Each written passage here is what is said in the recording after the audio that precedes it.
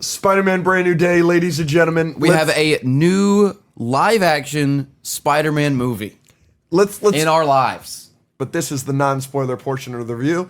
We're starting with our scores. Ladies and gentlemen, I'm so excited to say this sentence, but here are our scores for Spider-Man Brand New Day out of 10. 3, 2, 1, 8 out of 10. I think I'm going 9. Yeah, sure. Yeah, absolutely. Yeah, I will say this before we get into anything else with the majority of this review. Yes. Like you said, Spider-Man is a religious experience. Yes. He's obviously my favorite superhero of all time. He's potentially my favorite fictional character of all time. Yep. I love Spider-Man movies. I love this character. And obviously I love the MCU and all that. So like, this is something that I 100% need to sit with. You know me, Absolutely. a lot of the times, like for something to solidify, like I need to watch it again or sit with it for a bit. And Spider-Man is at the top of that list of things I need to do that with. So being able to, I'll do my best, but I'm seeing it at least 2 more times this week. Yep. And to be able to like really digest and know where it is in the pantheon of Spider-Man and stuff like that, I do want to come back to it. Yep. And I'm sure we'll continue to talk about it for the rest of the year. But we'll continue to talk about it for the rest of this podcast, yes. I imagine. So that's my caveat for any ranking or any thoughts that I have. This is just right now. Yeah, this is our first thoughts. 8 hours removed from seeing the movie. So I want to say, obviously, you are probably hearing on social media. If you follow us, you probably follow a lot of our friends. A lot of our friends got to attend the world premiere last night, and a lot of them came out.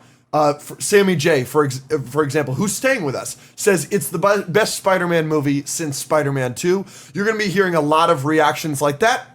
I feel very strongly that it is not that, and I don't think that opinion will change for me. I do have this written down. People are going to be upset with me. Haven't given this movie the rating I gave it, even though a lot of y'all probably haven't seen the movie yet. But just let me remind everybody, I am lower on the Sam Raimi Spider-Man movies. So when someone says that it reminds them of Spider-Man 2, I agree. I'm just lower on Spider-Man 2 than you probably are. So that's something else. It's like, if a lot of people went into this movie hoping for a certain vibe, and I do think they achieved that, it just wasn't. I'm going to say that to me, Spider-Man Brand New Day is really, really good. But it didn't reach that great for me. I mean, it's like, okay, so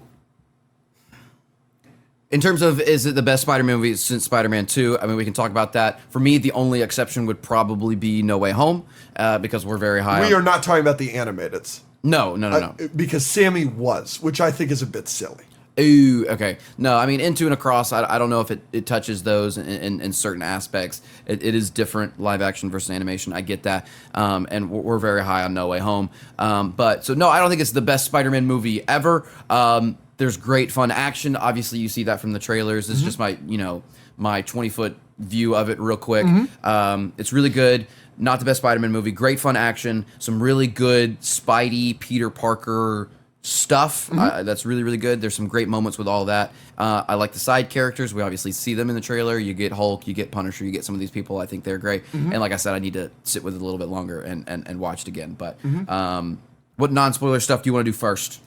I can say that Spider-Man Brand New Day reminded me a lot of my experience watching Fantastic Four First Steps for the first time, where I think the opening is really, really strong and like introduces us to this new life of Peter's after No Way Home. And I buy it immediately and really well. I love the opening for that. And then in the middle, I think there's some of the strongest stuff in the movie, like in Fantastic Four. Some of the strongest stuff of the movie is in the middle. Maybe some exhilarating stuff. But I do think the ending, without getting into any spoilers or anything like that, in the same way that Fantastic Four, the ending is kind of my least favorite stuff in it. I feel that way for Brand New Day. A lot of the... I think I disagree with that quite a lot. Stuff. I know I usually don't... I never tout my ability to argue. I've said to you many, many times that we're an argumentative show. We debate a lot on this show. And I don't think I'm nearly as good of an arguer as you are. I genuinely... It's hard to be good at arguing when you have such bad points. I genuinely think I'm going to convince you on so many things about this movie. You might. I'm very interested. I think last year with Fantastic Four, you convinced me to be higher on the movie walking out of that review, and I don't want to do this, but I do think I think I can bring up things that are going to make you like this movie less, unfortunately. I think the biggest highlight here is the action by far.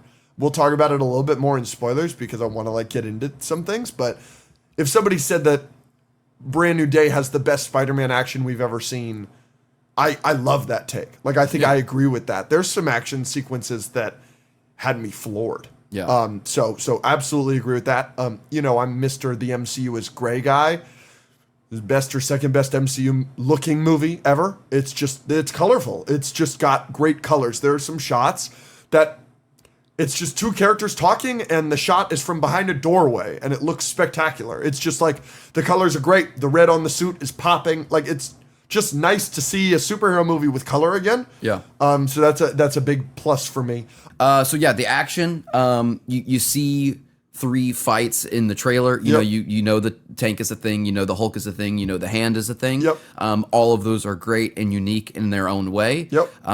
And I think maybe this was in an interview or whatever, but maybe it was Destin that said the Insomniac games inspired a lot of the action sequences. Mm-hmm. You feel that 100%. I was like, oh, maybe that's gonna just be a general inspiration. No, but there were moments where I was like, oh, that's a Spidey takedown. He just pressed X or whatever. And we came out of the movie and someone that I was talking to who had not seen that interview came up to me and was like, it felt like the Insomniac games. And I was like, Destin said that. He was like, no, I didn't even know that. So the action was great. And the thing about Brand New Day is we can compare it to other action sequences in other movies, like the train sequence, like the Liberty fight, Statue of Liberty fight, like the Times Square fight in TASM 2.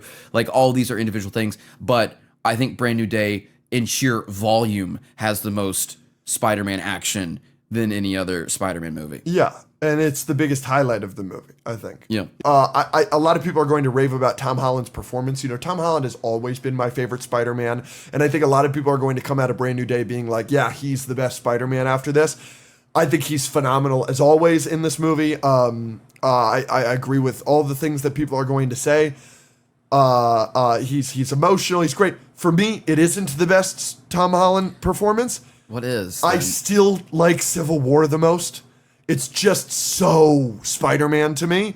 And then the emotional highs of No Way Home, I don't know if that'll ever be beat for me. His performance when he's like, stay with me, May, stay with me, May. It rocks me to my core every time I think about it. And I've never clocked him being British in any movie before that he's doing an American accent until this one. I think I clocked it a couple times. The way he says a couple of words, I was like, oh, that's not as good as it used to be. So that is something I did want to bring up. No, do not give me this. He is a British actor playing a New York actor and a New York character, and he has never been British before, and the way he says certain words, it's like, oh no, that's very British. I'm allowed to dock points for that. Yeah, one of my first positive that I wrote down was just the Peter stuff and the struggles that he's going through. Mm-hmm. And my second point under that was Tom acting is great with all of that. I think what he's dealing with really makes sense coming off of No Way Home and the way it's affecting him. And one of my favorite things is that in this movie, in Spider-Man Brand New Day, Peter's character as a person, him being a sacrificial, loving, caring person, and that being who he is, and that's what makes him Peter, and that's what makes him Spider-Man, that's what makes him both, really shines. Well, I mentioned the side characters in Brand New Day. Hulk, I think he makes sense for why he's in the movie. The fight was awesome. Obviously, we see a lot of it in the trailers, but there's still some stuff we didn't see. Yep. We'll talk about that more. And then Punisher. John is obviously great in everything that he's in, and every time he's on screen, it just elevated a little bit for me. Yeah. The movie does a really good job with that, where Tom is such a great anchor. He's such a great main character and leading man and everything. And then every scene or every other scene, you're getting someone that bounces off of him and makes that scene interesting, whether it's Hulk or Bruce or whether it's MJ or whether it's John. So it was really good. And you know, John, you know, Punisher, Frank Castle always has his speeches and his talks, and we're not going to get into specifics, but you know, he's always talking to Daredevil, or he's having his speech in the courtroom or whatever, and he's got some lines and some stuff that he says that stays true to his character and is really good. And what Peter is going through and what Peter is dealing with, and the different perspectives on people telling him what he should do and him telling himself what he should do, you're wanting to hear what the Punisher is going to have to say, and you get that a little bit. So it was good to hear that perspective. I really like that. Comparison game, we go. Spider-Man Brand New Day better than Across the Spider-Verse? No. No. Is it better than Into the Spider-Verse? No. No. Is it better than Spider-Man 1 with Tobey Maguire? I would say no. I would say no as well. Is it better than Spider-Man 2? No. I would say no as well. Is it better than The Amazing Spider-Man 1? Yes. I agree. Is it better than Spider-Man 3? Yes. I agree. Is it better than Spider-Man Far From Home? Yes. I agree. Is it better than Spider-Man Homecoming? No. Homecoming. Sorry. That's your least favorite. Sorry. Yes, obviously. I was like, I've converted him. No, in my ear, I heard No Way Home. I was apologize. like, oh, we won. No, so you think it's better than Homecoming? I do not think it is better than Spider-Man Homecoming, but I am very high on that movie. Spider-Man No Way Home. So, no.